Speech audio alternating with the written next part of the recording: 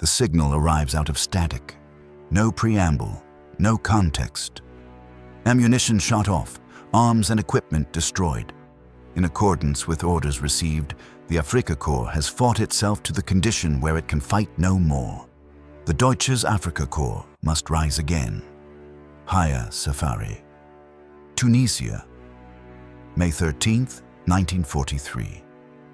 That transmission, sent over a field radio, copied by listening posts on both sides and then answered by silence, was the last signal ever sent by the most famous German army of the Second World War. By the time it went out, more than 250,000 soldiers were in the process of laying down their arms. Within hours, the largest mass surrender since the fall of France would be complete. But it didn't begin on May 13th, and it didn't begin with a battle. What follows is the story of how 250,000 men were already defeated before the final offensive started, and why almost none of them ever saw it coming. February 2nd, 1943. In the ruins of a Soviet city on the Volga, Field Marshal Friedrich Paulus surrenders the remnants of the German 6th Army. 91,000 men. The world stops. Churchill calls it the hinge of fate. Goebbels declares 4 days of national mourning. Stalingrad burns itself into history as the catastrophe that broke something in the Nazi war machine. The moment Germany's defeat became imaginable. 11 weeks later, in a country most people couldn't place on a map, an Axis force 3 times the size surrenders in a single week. The Allied victory in North Africa neutralizes nearly 900,000 German and Italian troops across the whole campaign. It opens the door to Sicily, to the Italian mainland, and eventually to the return to Northwest Europe. It is not a sideshow. It is the mechanism by which the war's second half becomes possible, and almost no one knows it happened. For 2 years, the war in North Africa had moved back and forth across distances that made a mockery of maps. Libya to Egypt and back again. Erwin Rommel's Afrika Korps, a formation that had become, through speed and shock and the relentlessness of its commander, something approaching a legend, had nearly reached the Suez Canal in the summer of 1942. Then came El Alamein. Then came Lieutenant General Bernard Montgomery and the 8th Army grinding westward through Libya. Tripoli falls on January 23, 1943. The Desert Fox is running. Then comes the other arm of the vice. November 8, 1942. Operation Torch puts Allied forces ashore in Morocco and Algeria. American and British troops push east through the mud of a North African winter toward Tunisia, Rocky Mountains, salt flats, a narrow coast, and toward Tunis, 800 kilometers away. The plan is simple. The 8th Army from the east, the new Allied 1st Army from the west, and somewhere between them, Rommel's men. Field Marshal Albert Kasserine sees what is coming and moves. By the morning of November 10th, German troops are on the ground at the airfields of El Aouina near Tunis and Sidi Ahmed near Bizerte. By the end of November, the German bridgehead holds 25,000 men and 100 tanks, including the new Tiger. By January 1943, 243,000 Axis troops have been poured into Tunisia. Germany wins the race to Tunis. In winning it, they walk an army group into a closing trap. The men making that crossing have a battle cry, a Swahili marching phrase borrowed from the colonial wars their grandfathers had fought, meaning roughly, "Let's go on safari." They shout it crossing the desert in better days when Rommel is out ahead in his staff car, always pushing forward. Haya Safari. The words will mean something very different by May. On December 8, 1942, a German general steps off a transport at Tunis without announcement. His name is Hans-Jürgen von Arnim. He is 53 years old, a Prussian of the old school, erect, professionally meticulous, the Knight's Cross at his throat and the 4-star shoulder boards of a general oberst. He had fought on the Eastern Front, commanded armor under Guderian in Barbarossa, been wounded in the early weeks of the Russian campaign. He is good at his job. He is handed an army he cannot feed, cannot reinforce adequately, and cannot withdraw. Almost from the first day, he understands what that means. Von Arnim reorganizes the Tunisian command into the 5th Panzer Army. He fights the Allies to a standstill through January and February. He holds the mountain passes in the eastern dorsal against the Americans. He buys time. But time bought inside a closing trap is only time before the trap closes. Above him, a command structure is also quietly reaching its own conclusions.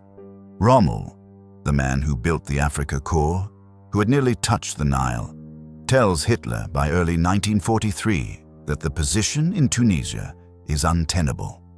He says it plainly. He urges evacuation, while evacuation is still possible. Hitler does not want to hear it. The orders that come back prohibit any retreat, any withdrawal, any concession of ground. To Hitler, ground is honor. To give it back is to admit something he is not prepared to admit. So Rommel tries one last offensive on March 6th. It fails. And 3 days later, on March 9th, 1943, Erwin Rommel boards a plane and leaves North Africa. Officially, health reasons, a liver condition, nasal diphtheria. He is going home for treatment. The troops are not told what their commander has already concluded by leaving. The men who marched 2,000 miles of desert with him, who trusted the Desert Fox because the Desert Fox always seemed to know something they didn't. They do not know that his departure is itself a strategic assessment.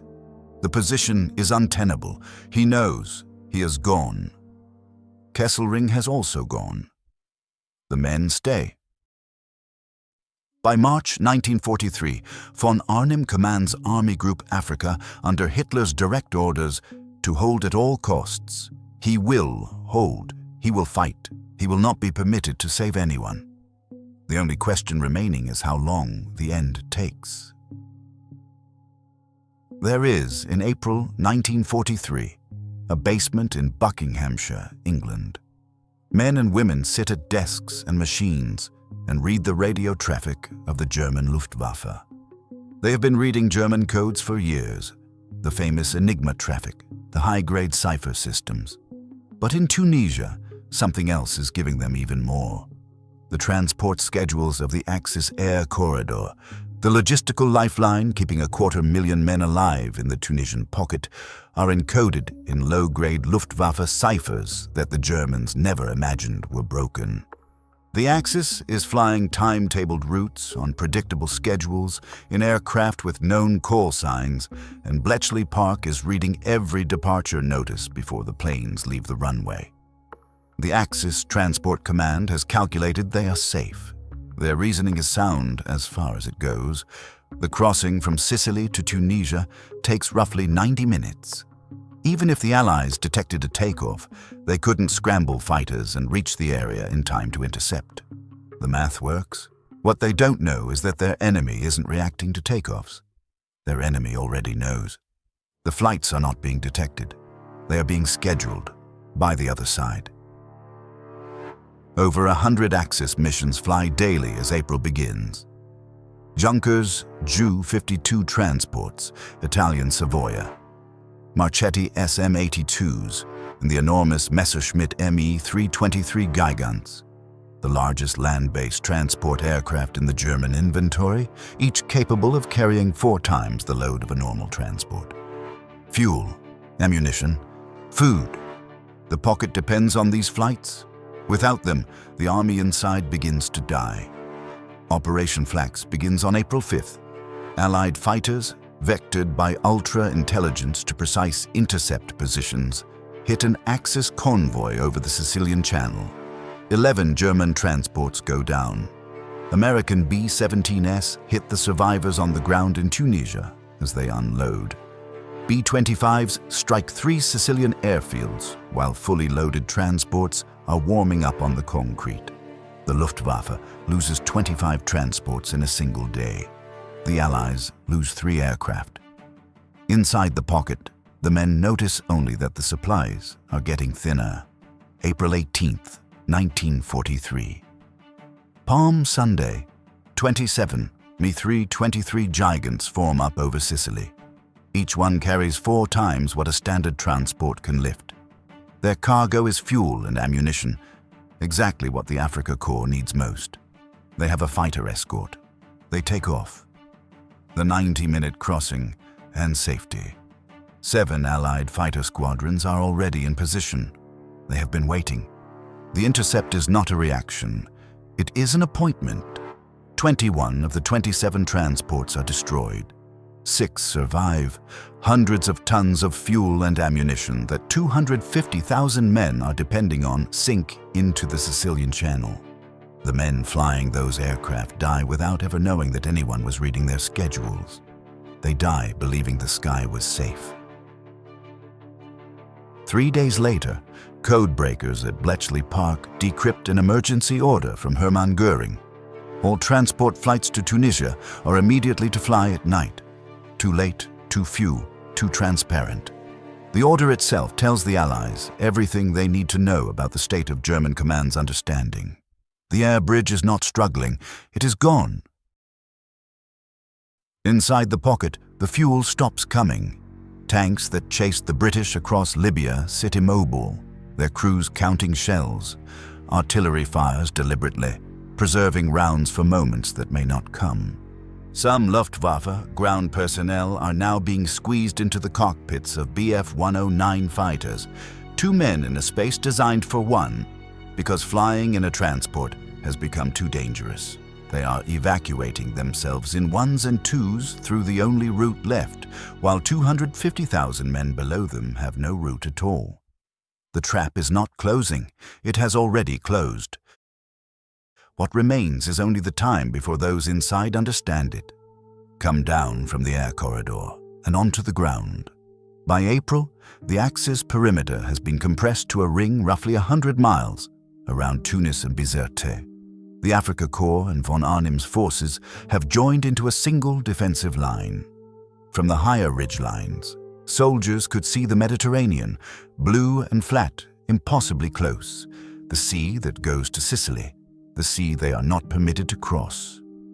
The men defending this perimeter have fought for 2 years across the whole breadth of the desert. They are exhausted, underfed, low on fuel, and counting their remaining ammunition round by round.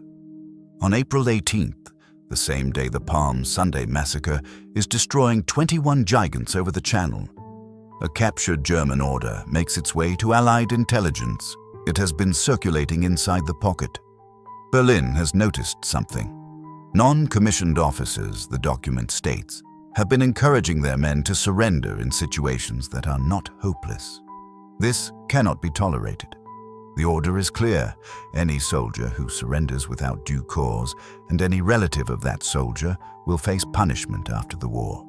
The Nazi state is threatening the families of its own soldiers to hold those soldiers in a position that its own commander had privately acknowledged by boarding a plane in March was already lost. Within 3 weeks of that order being distributed, more than 250,000 men will surrender regardless, not because they are indifferent to their families, but because they are starved, fuel-less, ammunition-less, and abandoned. The families of 250,000 German soldiers are now, technically, under threat of Nazi reprisal. The bureaucratic impossibility of that threat and the human fact that the men surrendered despite it says more about conditions in the pocket than any tactical summary could. May 5th, 1943. General Kenneth Anderson, commanding the British First Army, wants the Germans looking in the wrong direction. He arranges a concentration of armor near Bu Arada. Enough movement, enough traffic to draw Axis eyes from the real blow being prepared elsewhere. It works. The assault begins at 3:30 in the morning on May 6th. Artillery first. One of the heaviest bombardments of the African campaign. The guns open along a narrow front in darkness, and for an hour the positions of the German 90th Light Infantry are lost inside a wall of smoke and concussion. Then the guns lift, The 90th Light Infantry surrenders. General von Sponeck is brought to face General Charles Keatley. The question is asked, why did the men give up? Von Sponeck answers plainly. During the entire bombardment, he says, 2 men were killed, 3 were wounded. The morale of his men had been shattered anyway. Not by the bombardment, not by the casualties, by weeks of dwindling supplies, by fuel gone and ammunition counted, round by round, by the knowledge that the air above them had become a killing ground, and there was nothing behind them but a sea their own Führer had forbidden them to cross. The bombardment was the occasion of surrender. The cause was 6 weeks earlier, over the Sicilian Channel, on a Palm Sunday morning. The British 6th and 7th Armoured Divisions pour through the gap. By the morning of May 7th, the armoured columns are entering the outskirts of Tunis. Afternoon light, white-walled streets and minarets, the harbour catching the sun, palm-lined boulevards through which the 11th Hussars, a regiment with a lineage stretching to the Crimea, lead their armoured cars past astonished French civilians and shuttered Arab shops. No German resistance. The garrison has dissolved. On the same day, American Second Corps takes Bizerte, 2 ports, the entire logistical basis of the Axis position in Africa. Gone in a single day, without Tunis and Bizerte, there is no coherent defensive line. There is only the Cap Bon Peninsula, the limestone hills, the Blue Sea, and no way out. The collapse takes 5 days. May 9th, General Gustav von Verst, commanding the 5th Panzer Army, agrees surrender terms with American General Ernest Harmon. The 10th Panzer Division and the 15th Panzer Division, formations that have fought across 2 years and 2,000 miles of desert, lay down their arms at 12:50 in the afternoon.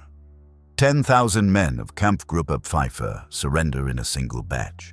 The numbers arriving in Allied custody are so large that the counting cannot keep pace with the surrendering. May 12th, just before noon. Troops of the 4th Indian Infantry Division locate the command post of the commander of Army Group Africa. General Oberst Hans-Jürgen von Arnim surrenders in uniform, erect, the Knight's Cross still at his throat. He asks to meet Dwight D. Eisenhower. Eisenhower's reply to his aides is clear. Extract what intelligence you can. A meeting is out of the question. He will not receive any German officer as a professional equal. Not until the final surrender is complete. Von Arnim is brought instead to General Anderson. The slight is deliberate and measured. The chivalric code of Prussian generals, one commander acknowledging another, the professional courtesies of a war fought by rules, has been discarded by everyone above his rank. He doesn't fully understand this yet. He will have time in the months ahead to consider it. May 13th. The 1st Italian Army under General Giovanni Messe is still holding positions near Enfidaville. That morning, Messe cables Comando Supremo, vowing to fight on. That evening, Mussolini orders him to surrender. By noon on May 14th, the last artillery falls silent, and the 1st Italian Army lays down its arms. General Bernhard Freyberg accepts the formal surrender. The Italian officer before him holds the rank of Marshal of Italy. Messe was a general when the sun came up that morning. Mussolini promoted him at dawn before the surrender, so that a marshal's capitulation would be less shameful than a general's. A promotion as a fig leaf over a ruin. This is what the situation has been reduced to. Then, the columns. German prisoners driving their own vehicles in dense, slow processions from Grombolia to Medjez el Bab. Thousands of men sitting in a Tunisian wheat field in the afternoon sun. No weapons, no shade, no formation, waiting to be counted. Africa Corps, veterans in tan tropical tunics and sand-colored field caps. The badges of formations that had chased British armor across the whole breadth of the desert, sitting in the grain stubble, passing whatever food they have. A flotilla of Germans intercepted 20 miles off Cape Bon by Royal Navy vessels, brought alongside HMS Jervis, grateful for the first decent meal in weeks. They are quiet. The war, for them, is over. The Great Operation Retribution, the naval blockade constructed specifically to prevent a German Dunkirk from Cape Bon, catches 77 prisoners. 77. The 250,000 men had no need to be blocked from the sea. Their own Führer had decided months ago that they were not going anywhere. The Allies built a lock on a door that had been bolted from the inside. On May 13th, the last transmission of the Africa Corps goes out. General Kramer sends it over the air. He knows it will be received by the Allies. Ammunition shot off, arms and equipment destroyed. In accordance with orders received, the Afrika Korps has fought itself to the condition where it can fight no more. The Deutsches Afrika Korps must rise again. Higher Safari. This is not a surrender document, it is a farewell. The general signs off the existence of his army with the words his men shouted crossing the Libyan desert with Rommel out ahead of them, when the Suez Canal seemed within reach and the Afrika Korps seemed like something that could not be stopped. Let's go on safari. The phrase belongs to a different war. The war before El Alamein, before Torch, before Bletchley Park read every Luftwaffe transport schedule and sent fighter squadrons to appointments the other side didn't know they had made. It is the last transmission of something that will never exist again, signed off with a battle cry that has become, in 4 words, an epitaph. The ledger is vast. More than 250,000 prisoners. Some counts reach 275,000, depending on where you draw the line. Over 1,000 guns captured, 180 of them the feared 88mm, standing abandoned in the Tunisian sun. 250 tanks, 11 German divisions and 26 Italian divisions destroyed across the whole North African campaign. General Harold Alexander sends a signal to Winston Churchill, who is crossing the Atlantic toward Washington. "Sir, it is my duty to report that the Tunisian campaign is over. All enemy resistance has ceased. We are masters of the North African shores." 3 sentences carrying the weight of 2 years and 1 million casualties. Churchill calls it the equivalent of Stalingrad. He is not wrong about the scale. The door that opens is enormous. On July 10th, 1943, Operation Husky puts Allied troops ashore in Sicily, then the Italian mainland. The southern approach to Europe, the campaigns that will pull German divisions from France and from the Eastern Front for the next 2 years, begins in a Tunisian wheat field in May 1943. The 250,000 men in the pocket had been holding that door closed. Their surrender opened it. The men in the columns went to prisoner of war camps across Britain, the United States, Australia, South Africa, and the Commonwealth. Many would not see Germany again for years. Alexander was promoted to Field Marshal, went on to Sicily and Italy, became Governor General of Canada, and was eventually raised to the peerage as Viscount Alexander of Tunis. Patton took 7th Army into Sicily and 3rd Army through France. He died in a car accident in Germany in December 1945. Giovanni Messe returned to Italy and became Chief of the Italian General Staff in 1953. Von Arnim was held in Britain, at Trent Park, a country house where British intelligence had installed hidden microphones in every room. The generals sat in the garden and talked among themselves, believing they were alone. They were not. He was then transferred to Camp Clinton, Mississippi. Released in 1947, he died in West Germany in 1962, 19 years after the surrender, in the country he had been left to defend. And Rommel. Rommel returned to Europe and eventually took command of Army Group B in France. In July 1944, a British fighter strafed his staff car near Livarot. He survived with serious head injuries. 3 months later, with the July plot against Hitler having failed and investigators having drawn lines close enough to the Desert Fox, He was given a choice: a public trial or a vial of cyanide and a state funeral. He took the cyanide. October 14th, 1944. The man who had told Hitler the position was untenable, who had been sent home rather than listened to, who had left his army to face what he had predicted, did not, in the end, escape the system's conclusions. The desert campaign was 2 years. The ground it crossed was 1,000 miles. The army that ended it had a name and a battle cry and a reputation that outlasted the war it lost. The Deutsches Afrikakorps was never reconstituted. The men in the wheat field and the columns and the destroyer were counted and processed and absorbed into the machinery of captivity. The limestone hills of Tunisia went back to their ordinary purposes. The wheat grew back.